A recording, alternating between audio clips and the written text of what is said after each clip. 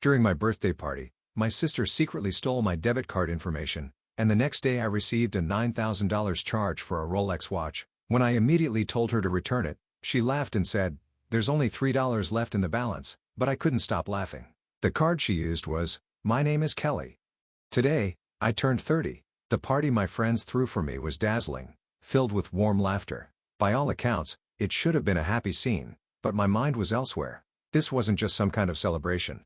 It was the start of a carefully orchestrated social experiment, and today, my younger sister Nicole was to be its subject. It all began a few weeks ago with a subtle shift in my daily routine and a single phone call. "Hey Kelly, do you have a minute?" Nicole's voice over the phone was sickly sweet. I knew that tone well. It always meant one thing: money. "What's up?" "Well, I have this friend who's starting a new business. It's a really promising investment. Would you be willing to put in a little money? Just a small amount." Really, I cited the word investment. Whenever Nicole talked about investing, it usually meant a new designer bag or a trip abroad. "Nicole, did you manage to pay your rent this month?" "What? Why are you asking me that?" "Of course, I paid it. Stop treating me like a child." I must have hit a nerve. Her voice instantly turned shrill and defensive. "I'm not lending you any more money. You need to start living within your means first," and I hung up. That might have been our last normal conversation. A few days later, I got a call from Erica, a mutual friend. She sounded completely worn out. "Kelly, I'm so sorry, but it's about Nicole," she said, hesitating. Erica confessed that she had lent Nicole $3,000 the moment she asked for it back. Nicole lashed out at her. She told me only small-minded people obsess over money. But then when I checked her social media yesterday, there she was bragging about a brand new Chanel bag when I'm sure she bought with the money I lent her. Erica's voice shook more with sadness than anger. After I thanked her and hung up, I opened Nicole's social media account. There I found a version of my sister. I barely recognized her successful self. A picture of her sipping champagne in a luxury hotel lounge was captioned, "Boss Lady Weekend," a photo of newly purchased designer goods. Read, "Treat yourself hard. Work pays off." The kicker was a picture of the Chanel bag in the passenger seat of her rental car, her hand on the steering wheel. "New ride. Working hard." Her comment section was filled with clueless acquaintances showering her with compliments. "So cool. I'm so jealous." But I knew the truth. Her closet was full of clothes with the tag still on, shoes never taken out of their boxes. She didn't actually want the things themselves. She was addicted to the act of buying things into showing off those purchases for validation. It had gone far beyond vanity or extravagance. This was a pathological shopping addiction, and Nicole never missed a chance to insult me. "Must be nice, Kelly. You just sit at your computer all day and get paid. You don't have to work on yourself or meet people like I do." She always looked down on my work as something only boring people do, but she also knew I had built up a comfortable nest egg through diligence. Meanwhile, Nicole bounced from one part-time job to another. She'd find wealthy boyfriends drawn in by her looks and flashy behavior, or borrow money from friends. But as people started to see her true colors, they drifted away with all her other options exhausted. I became her last target. These suspicions swirled in my mind until something happened that confirmed everything. One day, Nicole invited me out to lunch. When I returned from the restroom, I noticed my wallet, which was supposedly buried at the bottom of my bag, was sticking out. When I got home and checked, I realized nearly $300 was missing. Though I hadn't counted it exactly before. That's when I decided I needed a plan to get to the bottom of this. And now tonight is my 30th birthday party. Just as I expected, Nicole made her move. She crossed the line. In the middle of my friends' laughter and conversation, Nicole deliberately called out, "Hey, Kelly, sorry, but I'm going to use the upstairs bathroom for a bit." "Okay." Those words were like the starting bell of the experiment. One that only I could hear. As I watched Nicole climb the stairs, I quietly pulled out my phone to my friends. I was still the birthday girl at the center of the celebration. But with a single tap, I slipped back into my role as the cold, methodical observer. I switched the screen to a live feed from the extra camera I had set up in my bedroom. Nicole didn't even glance at the bathroom. Instead, she went straight into my bedroom and headed for the dresser. Her target was clear: my leather wallet. She grabbed it quickly, slid out my debit card, and snapped a picture of the front with her phone. Then she turned it over carefully, focusing to capture the security code on the back as well. Every bit of this digital theft was being recorded and uploaded to my server in real time. Satisfied, Nicole returned the card to my wallet, left the room with a casual expression, and soon rejoined the party as if nothing had happened. A few minutes later, she was back among my friends, champagne in hand. All smiles beneath that smile, though lay a swirling hunger in the evidence of her crime now preserved in my records. What she didn't know yet was that the debit card information she so eagerly stole was a special gift I had prepared just for her. That card wasn't just any debit card. In her greedy hands, it was the key to a door that would open only onto her own destruction. After the party ended and the last guest had left, I sat alone on the living room sofa. The fading bubbles in my champagne glass felt like the ghosts of the night's festivities Nicole had left too, still wearing that self-satisfied smile in her bag. Her phone, now holding photos of my debit card, rested like a ticking time bomb. That night I gave her one final chance. If she only stole the information but never used it, her crime would remain an attempt. But the moment she used those details for her own gain, it would be undeniable. Proof of her intent. I put the wallet back on my dresser and simply waited. It was like dropping a line into the depths and waiting for a giant fish to bite. All it took was patience. Everything was in place. All that remained was for the lead actor to take the stage and, by her own choice, raise the curtain on this grand tragedy. The day after my birthday party, New York buzzed with its usual noise and energy, but in my world, everything was hushed, the calm. Before the storm, I went to my office in Manhattan as usual and worked on a client security infrastructure report. On the surface, it was just another ordinary day, but at 2:15 p.m. the moment finally arrived. I was just brewing coffee for a midday caffeine fix, when my phone vibrated once quietly, but with a sharp edge. I set my mug on the desk and picked up my phone. A simple notification glowed on the screen. Alert! New transaction detected. I felt my heart beat a little faster, but my expression didn't change. I tapped the notification and opened my monitoring dashboard.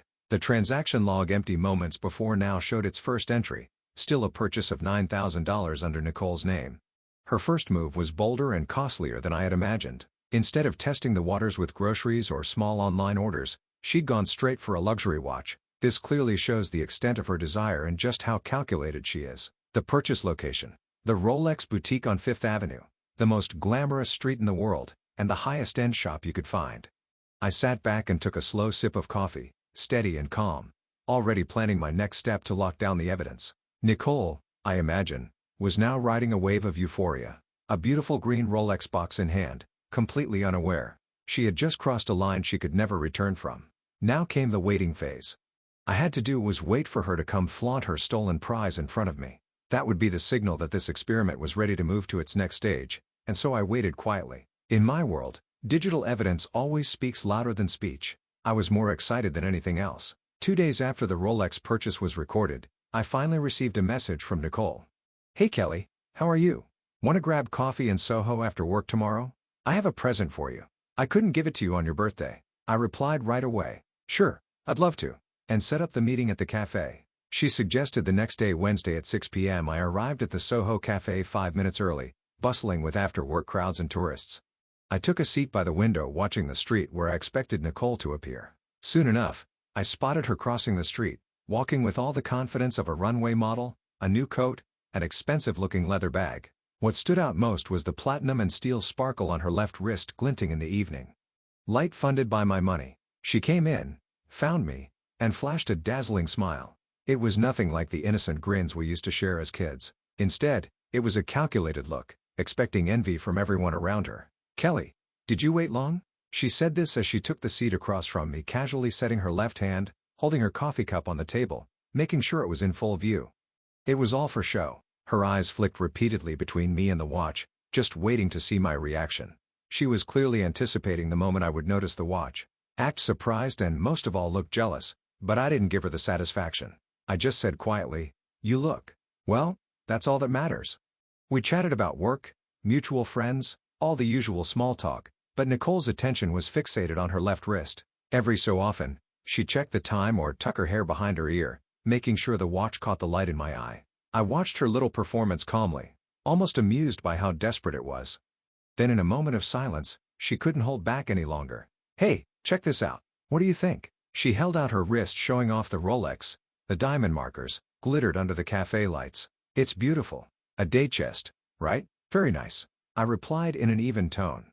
She seemed a little thrown by my lack of excitement, but quickly recovered and launched into her practice story. "I know, right?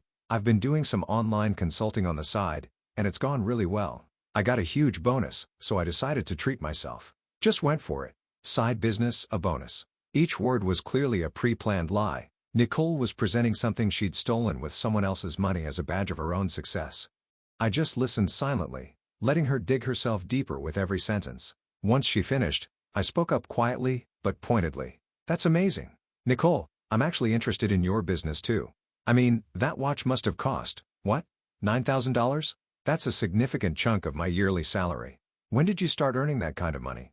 For just a second, her face tightened. She hadn't expected me to know the price, but she quickly covered her surprise with her usual sneer. Guess I'm just talented. Not everyone's cut out to spend all day staring at a computer screen in a dark office doing boring work like you. It was a familiar insult, but today those words were about to come back to haunt her. Boring work, huh? I sat down my coffee cup. Nicole, how much do you actually know about what I do? Huh?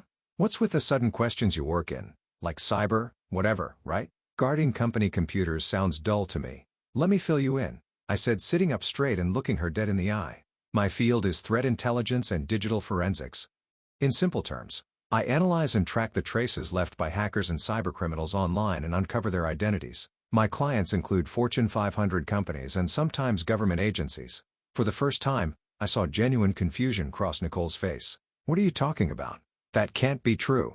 It's not bragging. It's just a fact. I slid my phone across the table toward her. And that debit card you stole. It wasn't just my payroll account. I designed it specifically for this day. A custom honeypot device. It's a decoy system used to lure in and catch cybercriminals. Huh? Honeypot? It was clear she'd never heard the term before. Confusion twisted across her face. From the moment you snuck into my bedroom and photographed my card information. Everything has been recorded when you use that info at the Rolex store. The transaction time, amount, and precise GPS location were all logged to my server, down to the millisecond. All of it right here.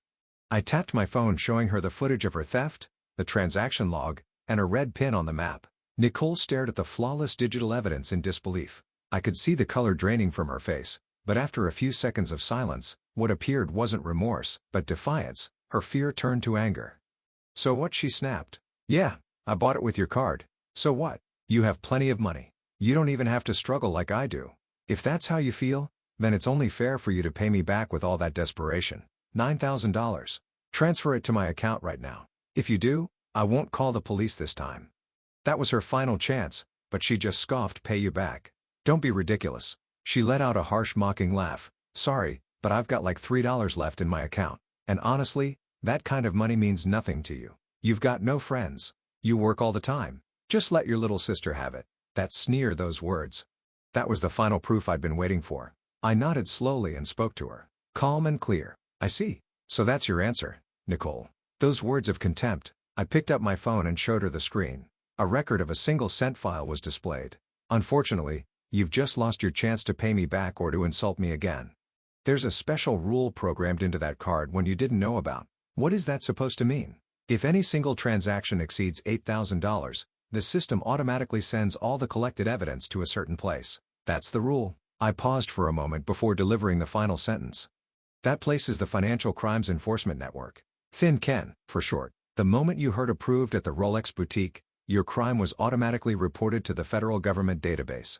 Your purchase itself triggered a tip-off to the FBI. You're lying.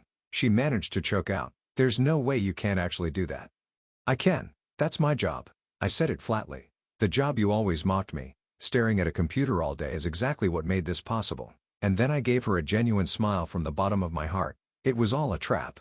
Nicole, you proved your own stupidity with your own hands. Thanks for giving me perfect evidence. It was at that moment that the cafe door swung open and two sharply dressed broad-shoulder agents headed straight for our table. Small gold badges gleamed on their jacket lapels. The cafe's lively buzz evaporated, replaced by a stunned silence. One man stopped next to Nicole and spoke quietly, but authoritatively. Nicole Brown, FBI, you're under arrest for credit card fraud and related federal offenses.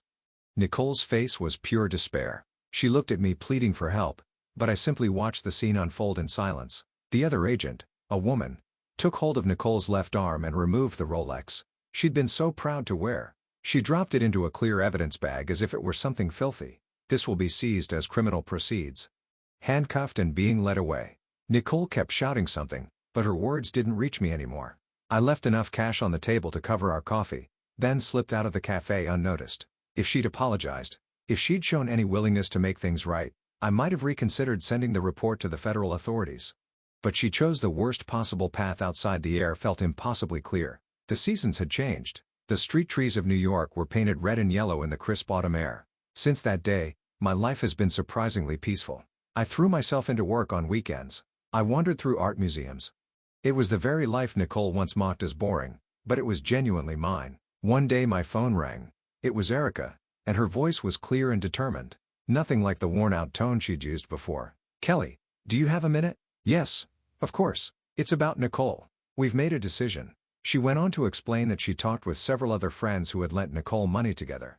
They decided to hire a lawyer. "We're going to file a civil suit to recover the loans. It's not about the amount. We just feel that after all her lies and betrayal, we can't let it go. We need to make a stand." "I see," I answered quietly. I wasn't surprised. It felt inevitable, as obvious as a system flagging a warning at the first sign of trouble. "We know she can't pay right now, but for us, this is about closure. And honestly, maybe it's for her too. I want her to face in court the reality of how much her actions have hurt people and what those consequences really mean." There was a resolve in Erica's voice I'd never heard before. The gentle friend who once cried over Nicole's vanity was gone. "I support your decision, Erica. If there's anything I can do, let me know." "Thank you, Kelly. That means a lot." After I hung up, I stared out the window. The digital trap I'd built had pushed Nicole to a legal reckoning. Now the very relationship she trampled were moving to hold her accountable. A few weeks later, a letter arrived in my mailbox. The return address bore a prison stamp. It was from Nicole. I sat on my living room sofa, opened the envelope and read the carefully written, trembling handwriting inside. "Dear Kelly, how are you? I don't know if you'll even read this. I've been getting counseling here, and for the first time I realized I have an illness shopping addiction. I felt anxious if I wasn't armored in designer brands, and the only way I could feel good about myself was to look down on others. No words can ever make up for what I did to you. I'm truly sorry if you hadn't set that trap. I probably would have kept hurting people, kept going until I destroyed myself. The day I was arrested, I hated you with every fiber of my being. But now I think that was the first and only real help you ever gave me. Now I'm facing myself every day when I get out. I'll do whatever it takes to pay you back and to repay all the friends I borrowed from. Maybe if I can really change."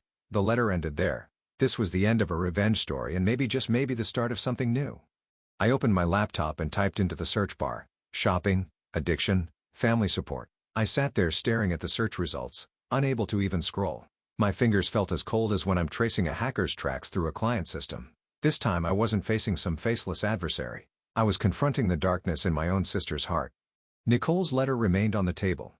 "Maybe that was the first and only real help you ever gave me." That single line put a small but unmistakable crack in the fortress of perfect revenge I built. I believe my actions were justice to catch those who broke the law, who deceived others using digital evidence.